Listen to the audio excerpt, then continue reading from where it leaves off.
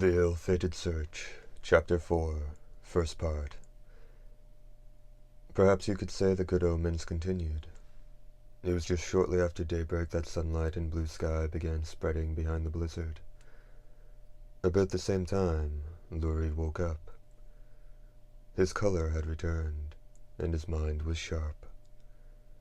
He gave them a smile that suggested his body was in good shape as well. "Sure you're not in any pain?"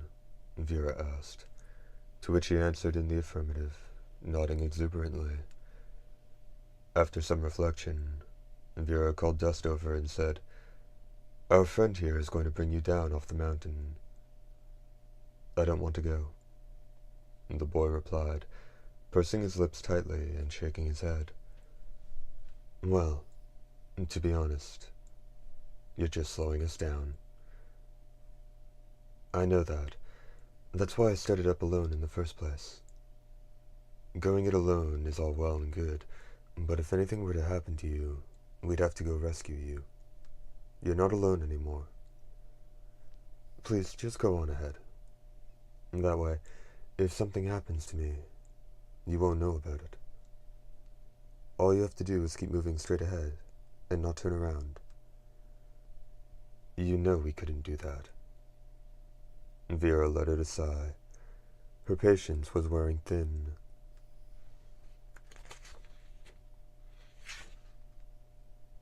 Yet the boy had an earnestness to his manner that tempered her anger. "When we found you, you said you'd come looking for your father who was lost up here, didn't you?" "Yes." "Is that really all there is to it?" "Yes. Why do you ask?" Lurie had lowered his gaze for a moment, but now he looked at the doctor again. "There are other people in the village who have family. There are other people in the village who've had family go missing on the mountain. There are parents who have lost children, but you don't see them out searching at this time of year." "You're right. Yet you try to make the climb with the blizzard raging. Well, at any rate, we're with you there." "But you said you'd search for your father alone. I believe you're serious, and that's what worries me. So, did your father really just disappear?" "That's right." Vera looked the boy in the eye. He immediately averted his gaze. The doctor knew what that meant in an instant, but not the details. Pressing the matter any further would only make the boy more recalcitrant. "I guess we have no choice, then." Vera heaved a heavy sigh. "At the moment, it's possible to safely go down the mountain." She turned toward the door and started to walk away. Her course took her behind Lurie. The doctor's right hand came to rest on the base of his slender neck, where she pressed the anesthetic gun she'd hid in her sleeve. Quickly catching the boy as he slumped forward, she had Dust lay him on his back. "Get him down quickly," she told the man, filling him in on the decision she'd made the day before. The giant nodded. Even so, he hesitated. "I'm supposed to be guarding you, Doc. If the boy were to do something stupid, it'd put me in danger as well. And getting him back to the village is the very best protection you can offer me." The giant said nothing at that. "Please, leave while the others are still sleeping." "Roger that. And once you've done that, you're not to come back here. Am I understood?" Silence once more from the giant. "Please, I don't want you to end up like your daughter. Your wife cursed me to her dying breath." Again, nothing from Dust. "What's more, if anything were to befall you, it would pain me for all my days. And I'd hate those in the village office who picked you as my protector." The doctor sputtered her confession like a gout of blood. but it didn't bring so much as a twitch from the stony face of the giant. All it wore was a cold blankness that surpassed even hatred. What had happened between the doctor and her protector? "I'll be back," Dust said flatly. He understood what the doctor was saying, but didn't agree with it. And that much was plain to Vera as well. To him, Vera was someone to be protected and nothing more. Toward that end, it would be best to bring the boy home.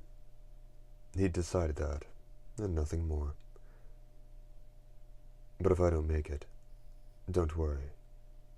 I'm capable of defending myself. Besides, if it comes to that, I don't think the other three will leave me to my own defenses." Dust fell silent, proof he doubted Vera's claims. 2 hunters and an outlaw. When push came to shove, they seemed to be the last people in the world who'd give a thought to anyone else's safety. However, about 10 minutes later, the village guardian left the noble's refuge with the soundly sleeping Luri on his back. Before even 5 minutes had passed, Lilia got up, came into the room, and said, "Hey, where's the kid?" But before she'd even finished saying the words, the huntress got a gleam in her eyes.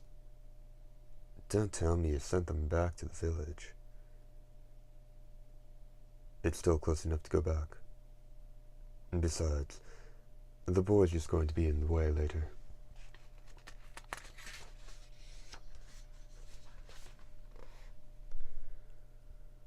"Looks like you'll be even more trouble, Doctor." Lilia spat venomously. "Do you think this is a secure area? All night long I sense things moving around out there. You've as good as sent them to their deaths." "It can't be." Vera heard a series of regulated explosions within her, and the sound of her heart. "When exactly did they leave?" "About 5 minutes ago." "Then we might still be in time. I'm heading right out after them. You stay here. Dee?" she called out. "Dee."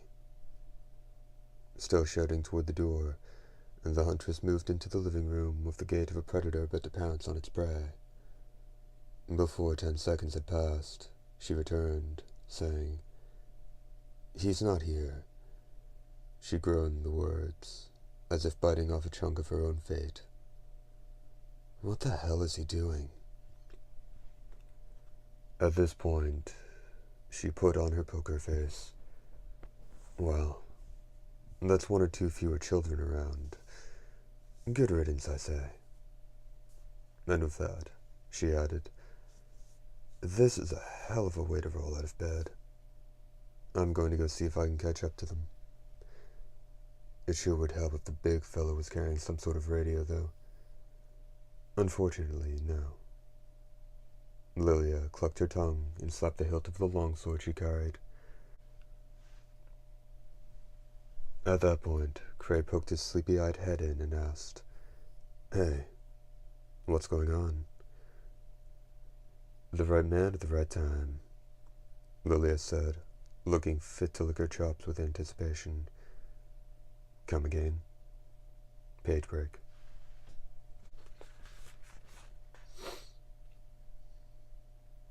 Before they'd gone 500 yards, Cray was grumbling complaints to himself. Something about how he hated wandering around out in the cold. "I'm tired, and I like it back at the refuge." "That's my refuge, thank you. If you fancy pitching a tent outside tonight, by all means go on back." "You lousy. That's extortion." Ignoring the way the outlaw bared his teeth, she looked off into the distance for footprints in the snow. "The tracks are here. No problem. At least we've got something to go on. If you call yourself a man, stop your belly aching and follow me." "Shit," Cray said, and as he did so he made a strange face. "Hey, What about that SOB, D? Come to think of it, he wasn't in the refuge, but there's no tracks from him either. Wonder if the jerk ran off in the dead of night? No. You sound pretty damn sure of yourself. Over there. Cray focused his eyes in the direction Lilia had indicated with a toss of her chin. Just where an incline began, two figures were headed toward them. "Why is there two of them?" Cray said, and then he swiftly tensed, and at the same time understood. The two figures at the bottom of the incline slowly took the form of Dee and Dust. Lurie was over Dust's shoulder. When Dust's rough features became discernible, the outlaw said, "Was the big fella's face always that red? This is bad." Lilia broke into a run, the snow tripping her up. Not only Dust's face, but his whole body, as well, was stained with fresh blood. "Is the kid okay?" Dust nodded.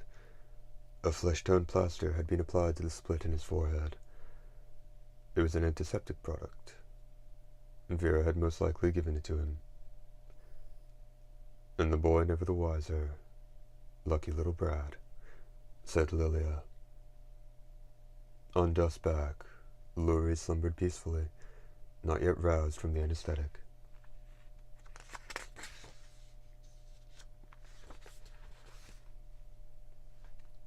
Quickly turning her gaze to Dust's face, she said, "That's not such a serious wound. Who gave it to you?" "Snowbugs." And that was a kind of 3-foot-long insect that built its nests in the snow. Due to their being entirely white, they were hard to pick out. Their weapons were teeth and claws. Both were sharp, for carving smaller insects out of the ice. But due to their sluggish movements, a well-equipped human could hold their own against up to 5 of them. How many were there? A good 5 dozen. And you got off with just that. Dust gave a toss of his chin to the figure of beauty beside him. I'd put down 32, and number 33 got me. That's when he came along. His expression and tone were the very picture of unsociability, but there was a glow of gratitude in his eyes. More dazzling than the snowfields, the one he referred to kept his silence. They may be a little on the slow side, but those claws moved 10 times faster than a man. And there he was, taking out 5 at a time. 6 swipes of his sword to finish the lot without taking even a scratch. I'm not sure which one's the monster. I'd never seen what a Dhampir could do before.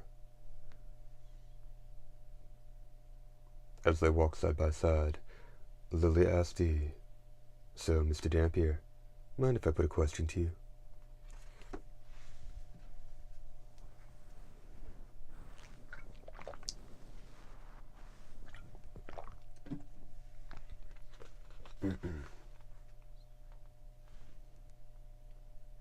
"That depends." Furrowing her brow at the hoarse tone, she said, "What were you doing outside? Don't tell me you noticed the 2 of them had gone and went after them." "That's the ticket," the hoarse voice croaked. Lilia said nothing at that. "Truth be told, I'm a big softy. Sweet-natured? Oh, it's a beautiful thing." The chortling ended in a choked cry of pain. His left hand still balled in a fist, and Dee said, "I was surveying the area. I expected as much. No way a man like you'd be worried about anyone else. After all, you're a little prince descended from the blood of the nobility." And there was a stark flash before her eyes. A clang rang out, accompanied by sparks. And Dee's blade was stopped right in front of Lilia's nose by her dagger. It quickly came away. While Dee sheathed his blade as if nothing had happened and started to walk away in silence, she called out after him. Was that supposed to be some sort of threat? Sorry, but I'm a pro too. Still, it was pretty good. I didn't even have time to draw my longsword. You'll get your payback when this job is finished.